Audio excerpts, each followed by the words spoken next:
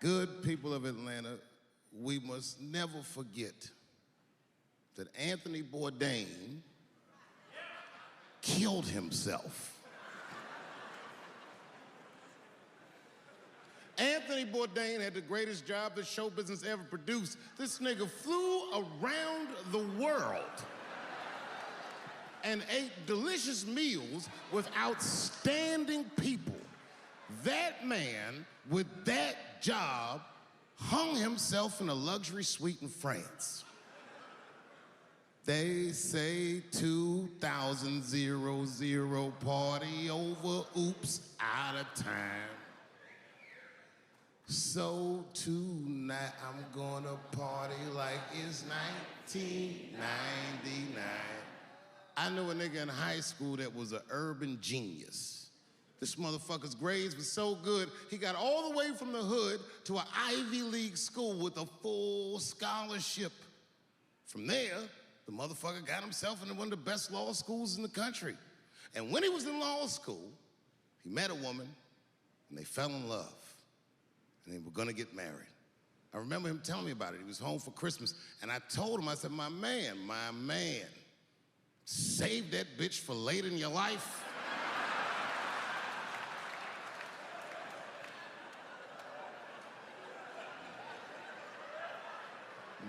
But he's in love. He didn't listen to me. He married her while he was in law school, and sadly, they got divorced while he was in law school. He was a street nigga from the hood. This man had nothing. And that bitch took half of that. And then I just never saw him again for years. And then 2 years ago, I was home in DC doing some shopping, trying to buy my sons some socks at Foot Locker. I go to Foot Locker, guess who's the manager? That nigga. Dressed like a referee, the whole shit. This motherfucker is 45 years old. We went out drinking that night just trying to catch up, and he told me, he said he's been living with his mother for like 10 years, just trying to get back on his feet. But that's not the point of the story. The point of the story is, never occurred to this nigga to kill himself. He's alive and well in DC.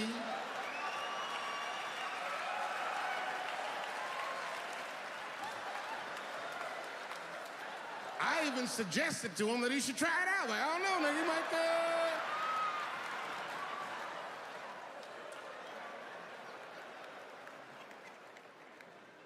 Nobody's life is perfect. No matter what it looks like from the outside, you don't know what the fuck's going on inside. I have a great life, but it's not a perfect life. But it's good. My shit's like an above ground pool. You ever seen one of them? Yeah, it's a pool.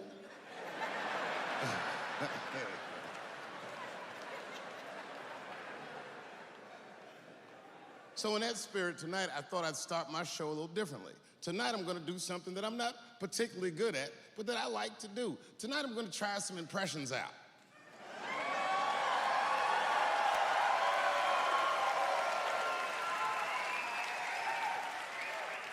I only got two. All right, the first impression's kind of dumb, but I like it. This is my impression, you ready? This is my impression of the founding fathers of America when the Constitution was being written. You ready?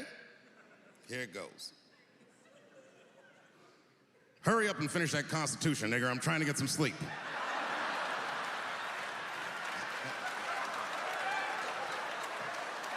It's not bad, right? All right, the next one.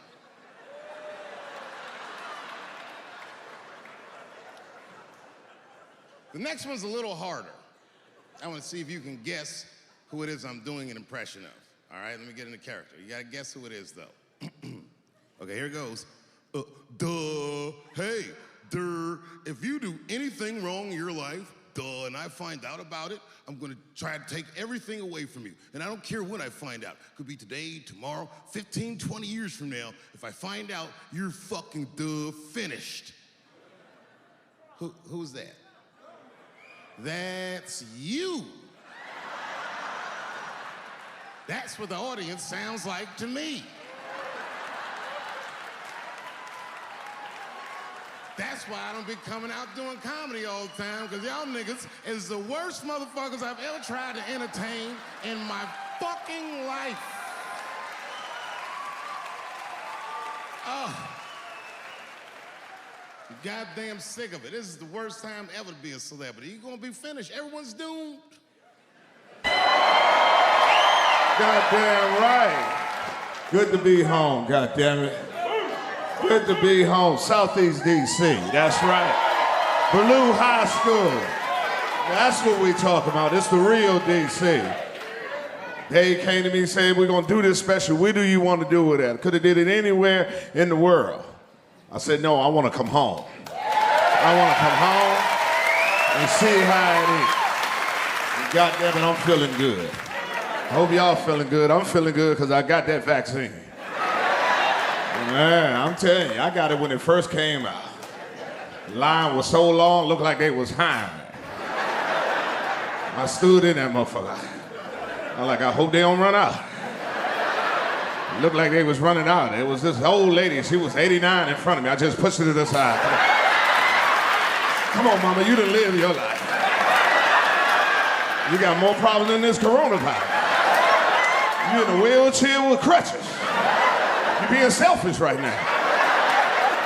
You're supposed to be home somewhere getting together with the Lord. You're being real selfish. You can't tell black people you took the shot. Oh, they look at you like you done sold out. You put that shit in your body? Ooh, Lord. Oh, goddamn. Say it ain't so. Say it ain't so. How could you do that? I said the same way you put that cocaine in your nose. You ain't got no problem with that 8-ball, motherfucker. But I'm wrong for trusting Fauci. You get your drugs from a nigga in the club in the bathroom. You see him smoking blunt with 8 people just smoking it. Ooh, just passing it around. You'll take that chance. But I'm wrong for fucking with Fauci. I got a cousin, this motherfucker live in Michigan.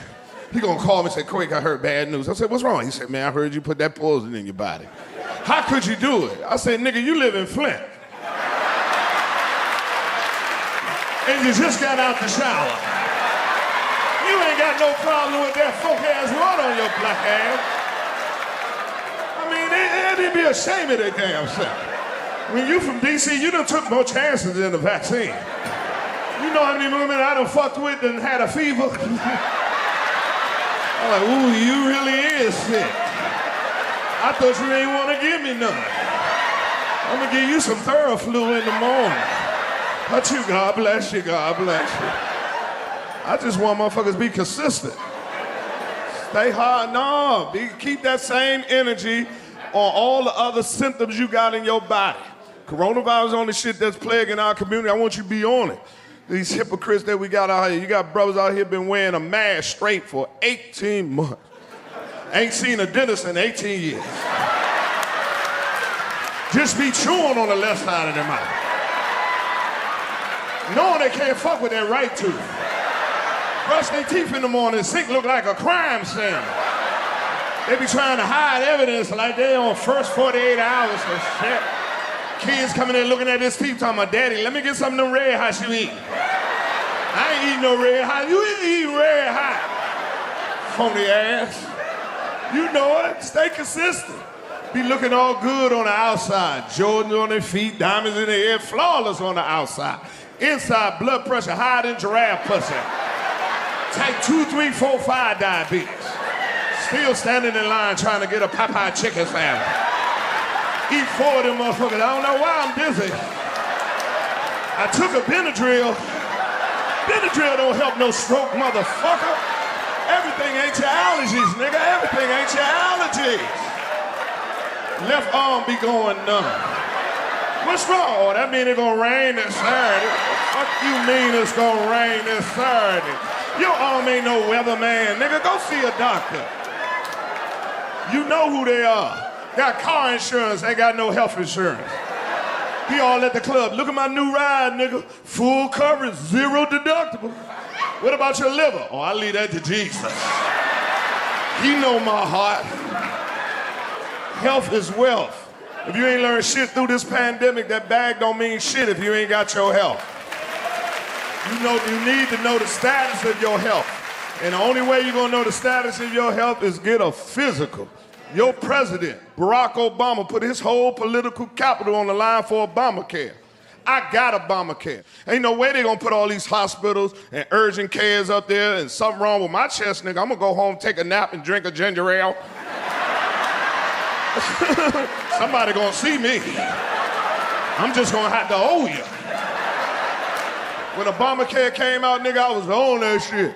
I filled it out, didn't even wait for a policy number. As soon as they said approval, nigga, I ran straight to the doctor. Like, what you here for, nigga? I want a full physical. They're like, who your provider? I wrote Obamacare. Because that nigga cares.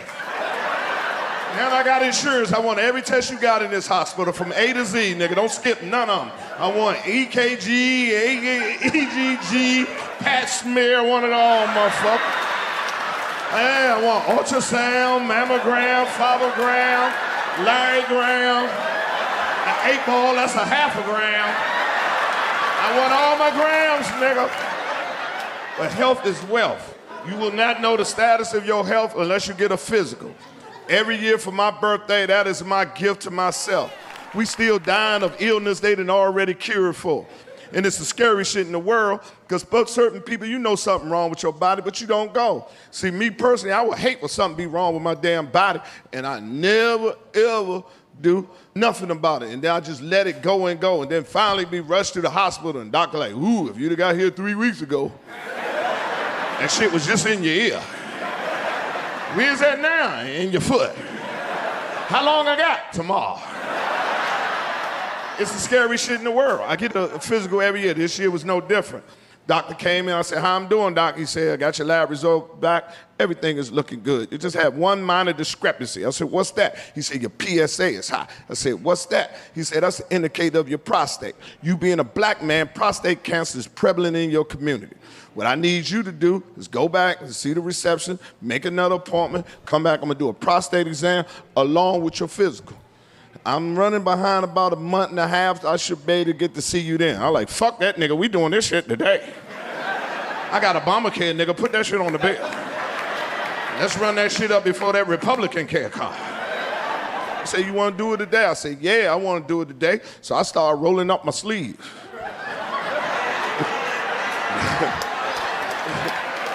Yeah, he laughed just like that. He said, nah, we don't do no prostate exam like that. I said, how you do it? He said, we do that with a rectum exam. I said, well, I don't think I got that on my Obamacare. I said, I don't think Barack could do that shit to me.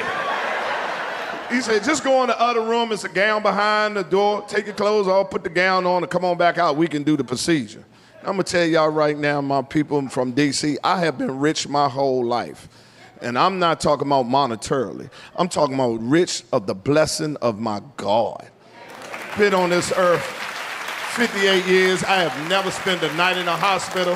I have never had no surgery. I ain't never had no broken bones other than this wrist right here riding that raglass bike my daddy gave me. So I don't know shit about no hospital. So when he told me go take my clothes off and put the gown on, I did it. And I put the motherfucker on. But it was too small, it wouldn't close. So I stuck my head behind the door and said, hey, doc, I need a bigger gown. This motherfucker ain't going over my stomach. He said, no, you got it on wrong. Turn it around. I said, I'll be damned. I know I'm wearing this gown right. Because if it's between my dick and my ass being out, my dick already understands. The ass is always covered. And every part of my body know that rule. If I only got one sock, fuck my foot. That motherfucker going down the crack of my ass. And if we doing a rectum exam, I know I'm wearing this gown right. Because you're going to have to lift this bitch and let me know this about to go down. I ain't just going to leave it open for you to come in there when you feel like it. I don't know what kind of, I don't know what kind of patience you be having with their head down, ass up. But I ain't that kind of patient. I need a head start, a warning. 10, 9, 8. Oh, shit. My ass is getting a little chilly. It must be time for him to do it. So I knew I had the gown on right. So I just walked out there holding my dick. I said, I'm ready. He said, I told you got the gown on wrong. Turn it around. I said, I'll be down. He said, fuck it, just bend down and look over there. I said, I don't like how you said that. You need to take that bass out your voice. You're a little too angry to be fucking with my ass right now. I think we need to reschedule this appointment. And if you're gonna keep arguing like this with me, I need to put my drawers on. I don't like to argue with no nigga I ain't got no drawers on. You got your drawers on. Why can't I put my drawers on? So I went on and bent back over. Come on, let's get this bullshit over with. This nigga gonna say, stay still. I said, shit. You better hit this motherfucker while it's moving. I told you I'm scared. My leg is shaking because I'm afraid. So I looked over my shoulder. This motherfucker put gel on 3 fingers. I jumped the fuck up. He's like, what's wrong? I said, let me see what finger you gonna use. Oh, you ain't using that finger with that fucked up knuckle. I wish you would try to put that big ass knuckle in my ass, that football knuckle you got. I ought to whoop your ass for trying to put that motherfucker on. Your pinky you got should be able to find what you're looking for. I ought to whoop your ass, Doc. I'm gonna ask you one more time. Are you sure this is the only way you can check my prostate? Because if I go home and I Google and I find this another test, I'm gonna come back here and whoop your motherfucking ass in front of all this equipment. So I went on and bent back over. Come on, let's get this bullshit over with. He lifted up my gown. I say, oh shit, it's about to go down. And he lifted it up and he broke me off. I'm like, ooh, goddamn. He said, don't worry, it ain't gonna take long. I said, you ain't got long. Hurry up and find what you're looking for. He kept moving his finger in and out my ass.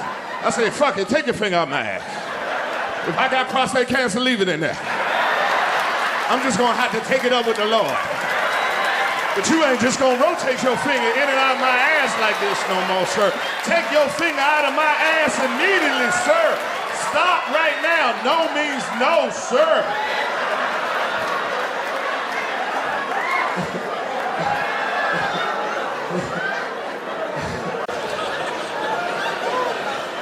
Yeah, it's about time somebody let these handicaps have it.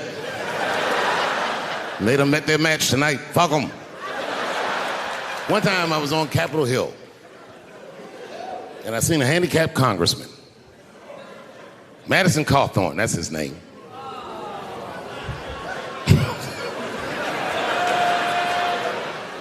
He's a Republican from North Carolina, and he was shocked because I saw him, and I go, hello, Congressman. He didn't even know I knew who he was. He turned around.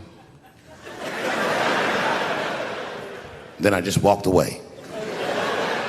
I wanted him to see me do something he couldn't do. I skipped. That nigga was mad.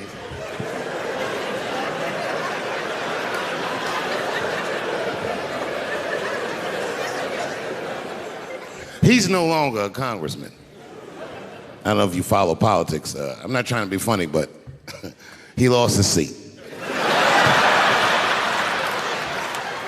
He ran a bad race. Oh, buddy, yes, he did. And you know what he did wrong? He was running for Congress again, and this motherfucker tried to be controversial. He was on all them right-wing podcasts talking all that shit. He was like, Washington is worse than Hollywood. I was at home like, what? He said, these people are disgusting. They have orgies and sex parties and drug parties. And I was thinking, this nigga sounds like Juicy Smouye. He's lying. Now, I don't doubt that they do this kind of shit in Washington. But I doubt he's seen it with his own eyes. Because who the fuck invites a paraplegic to an orgy? So this nigga can roll around and snitch on everybody.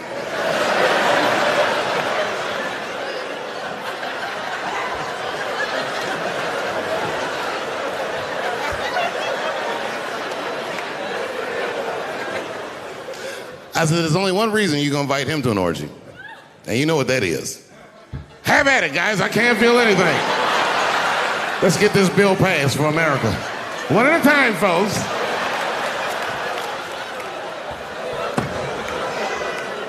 Oh, buddy. Yep. Yeah, the handicaps are the new people I punch down on. To be honest with you, I've been trying to repair my relationship with the transgender community because I don't want them to think that I don't like them. And you know how I've been repairing it? I wrote a play. I did, because I know that gays love plays. It's a very sad play, but it's moving. It's about a black transgender woman whose pronoun is sadly nigger.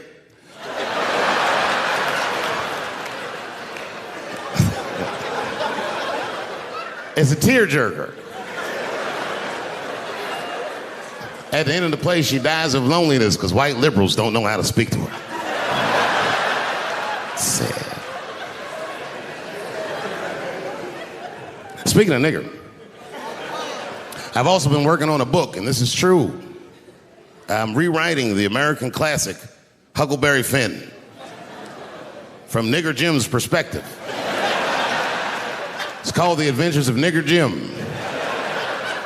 That's how the book starts. Huckleberry Finn walks up to him and goes, "So you're Nigger Jim?" And he's like, "Yo, I just said Jim." "What's your name, little buddy?" "Huckleberry Finn's my name." "What? Huckleberry? That's your real name?" "God-given." "You know what? Just call me Nigger Jim. It's fine." I don't care if you are black or white or whatever. If you ever meet a white person named Huckleberry, he has less money than you. That is the white, trashiest name I've ever heard in my fucking life. If you have a name like Huckleberry, you're doomed to fail. If I was in court and my lawyer came up and was like, "I am your attorney, Huckleberry Finn," I'd be like, "Uh-oh, I'm going to jail." God forbid I ever go to jail. But if I do, I hope it's in California. Because as soon as the judge sentences me, I'll be like, "Your Honor, before you sentence me, I just want the court to know I identify as a woman. Send me to women's jail." And as soon as I get in there, you know what I'm gonna be doing? "Give me a fruit cocktail, bitch, before I knock your motherfucking teeth out. I'm a girl just like you, bitch.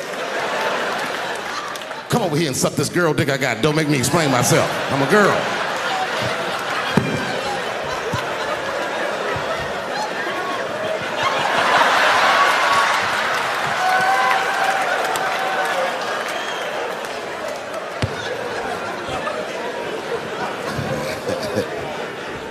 It's okay, trust me, I already looked. You think it's delightfully refreshing.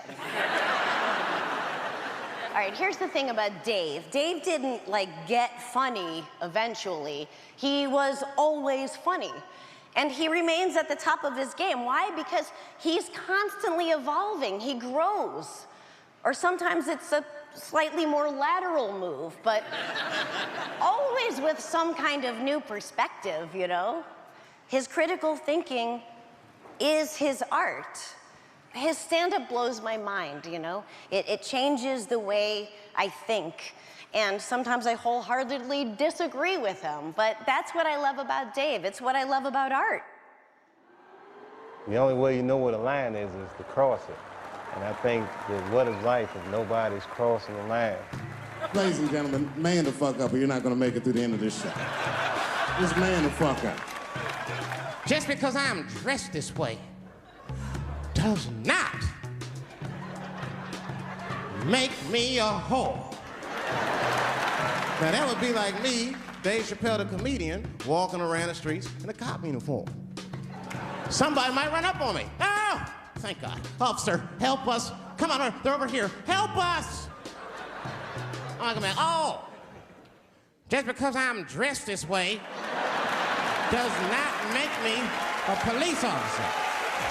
I am what's known on the streets as a victim blamer. Dang, Michael Jackson was molesting children.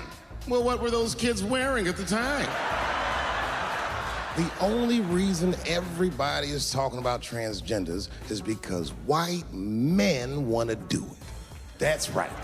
I just said that. If it was just women that felt that way, or black dudes and Mexican dudes being like, hey, y'all, we feel like girls inside, they'd be like, shut up, nigger, no one asked you how you felt. Come on, everybody, we have strawberries to pick. It reeks of white privilege. You never asked yourself why it was easier for Bruce Jenner to change his gender than it was for Cassius Clay to change his fucking name? Everybody gets mad because I say these jokes.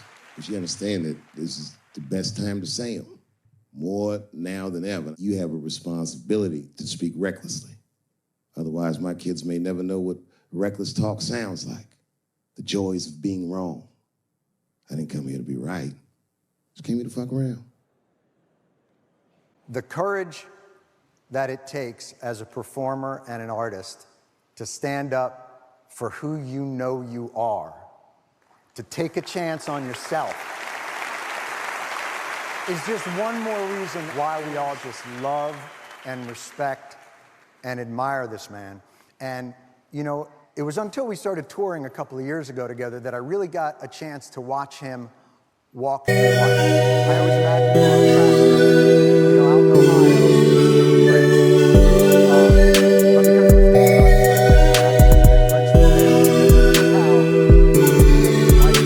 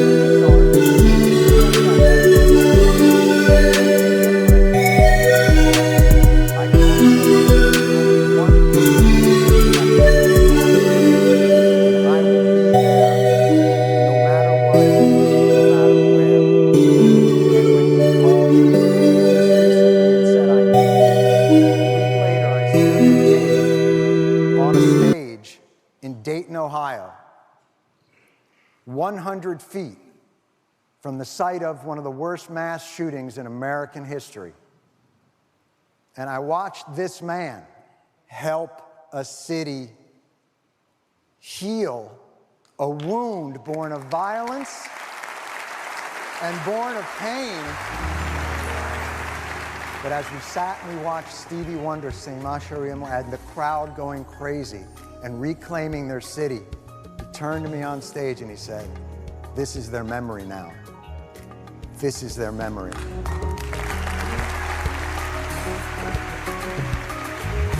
Wake up, everybody, no more sleeping in bed. No more backward thinking, time for thinking ahead. The world has changed so very much from what it used to be. There is so much hatred, war and poverty. Oh. I say this every time I come to Ellington. I hope you guys remember this. You are very necessary now. Oh, yes. This is a season for artists. Secretly, I'm building an army of artists. I want all you guys to get out there and fight in the Army. It's not a violent fight, but it's a revealing one. You gotta reveal people to themselves by exposing yourself with your art. The world won't get no better if we just let it be. Oh, the world won't get no better. We gotta change it, just you and me. Honestly, looking at y'all inspires me. I feel like I was just you. If I could go back and talk to myself, I would tell myself what I'm telling you guys. Be nice and don't be scared.